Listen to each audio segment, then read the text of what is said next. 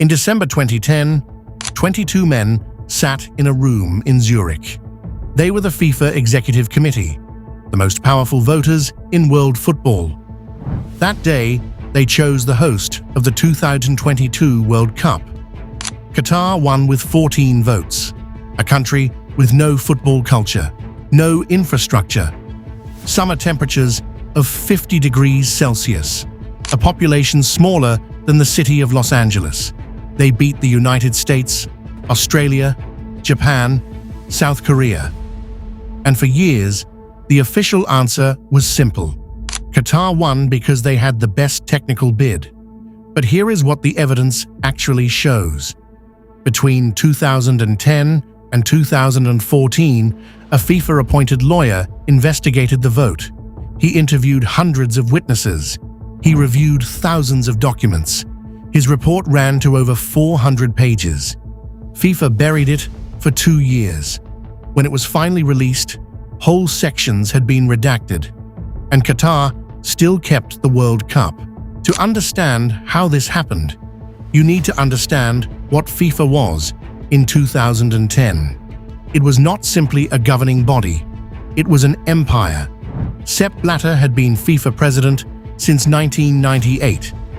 In that time, he had built a machine where loyalty was rewarded, dissent was punished, and the executive committee functioned less like a board of directors and more like a court. The 22 men who voted for the 2022 host were not independent officials making technical assessments.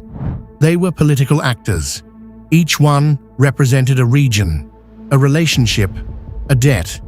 And in the months before the December 2010 vote, those relationships were being very carefully managed. Several ExCo members were already under investigation for corruption when they cast their votes. 2 were suspended just days before the ballot after a BBC investigation caught them on camera allegedly selling their votes. They voted anyway, using sealed envelopes, with no independent oversight. This was the process FIFA used to decide who would host the biggest sporting event on Earth. Qatar's bid was run by Mohammed bin Hammam. He was the president of the Asian Football Confederation. He was a FIFA Executive Committee member, and he was one of the most well-connected figures in world football. Bin Hammam had spent years building relationships across African, Asian, and Caribbean football federations. He understood that FIFA votes were not won with technical presentations. They were won with access, with money, and with the kind of favors that never appear in official documents. In 2011, just months after the vote, bin Hammam was investigated by FIFA for making cash payments to Caribbean football officials. He resigned from FIFA before the verdict. He was later banned for life. FIFA's own investigation found that payments totaling around $2 million had been distributed to football officials across the Caribbean through a slush fund connected to bin Hammam. FIFA stated that there was no evidence these payments were directly connected to the World Cup vote. The payments happened 6 months after the vote, to the same officials who had influence over the same process. FIFA found no connection. In 2012, FIFA appointed Michael Garcia to conduct an independent investigation into the bidding process for both the 2018 and 2022 World Cups. Garcia was a former United States attorney. He spent 2 years interviewing witnesses, collecting documents, and building a case. His report was completed in September 2014. It ran to 430 pages. FIFA's Ethics Committee appointed a judge named Hans-Joachim Eckert to review the report and publish a summary. The summary ran to 42 pages. Garcia immediately stated that the summary contained numerous materially incomplete and erroneous representations. He appealed the findings through FIFA's own internal process. FIFA rejected his appeal. Garcia resigned. The full report was not released publicly until 2017.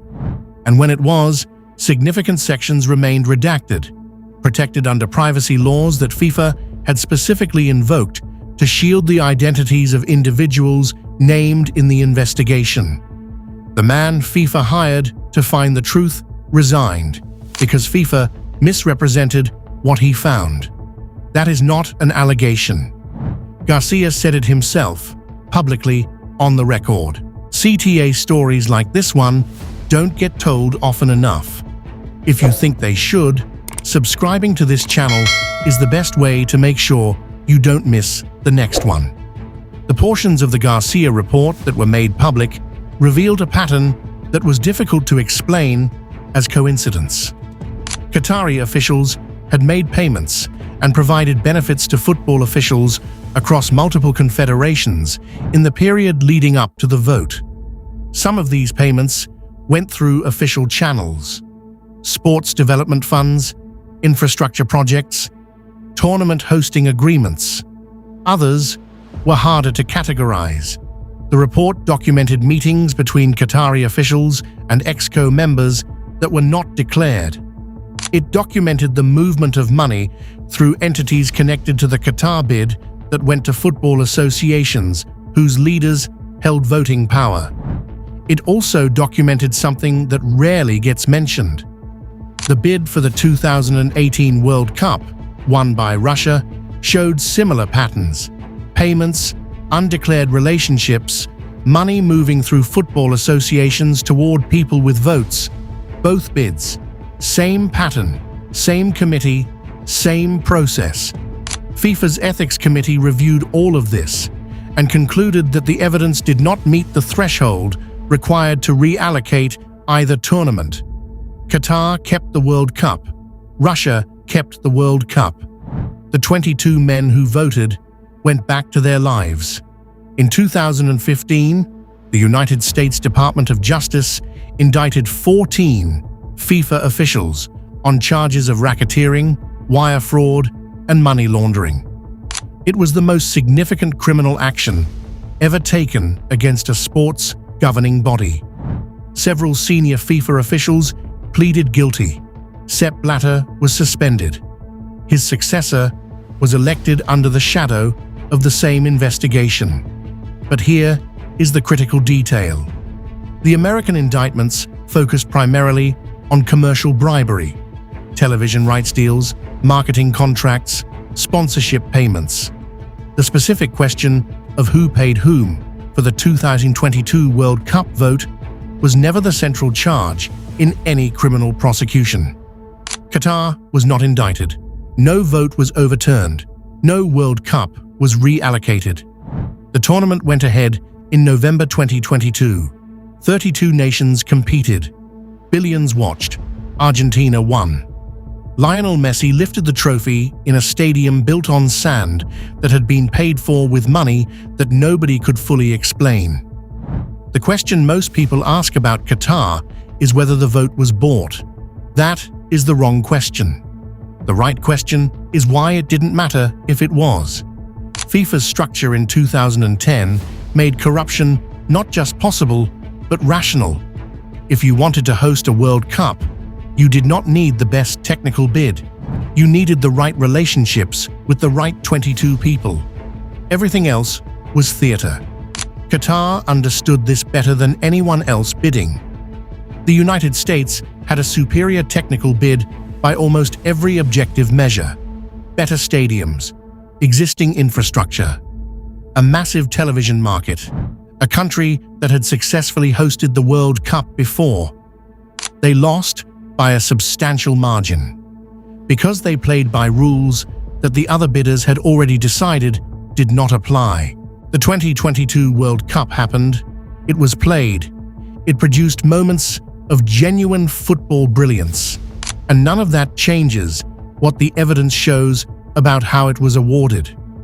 A FIFA-appointed investigator found enough material to write 430 pages.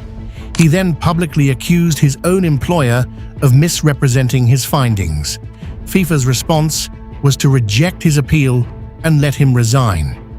The officials who voted are still in football. Some still hold positions of influence. The 22 men in that room in Zurich in December 2010 were never required to explain their votes under oath, in public, with consequences attached. Football governs itself, and when it investigates itself, it finds what it needs to find. The match Qatar bought was never just about a World Cup. It was proof that the game's most important decisions happen in rooms where the public is never allowed, by people who are never truly accountable, under rules that exist to protect the process rather than the sport. That has not changed.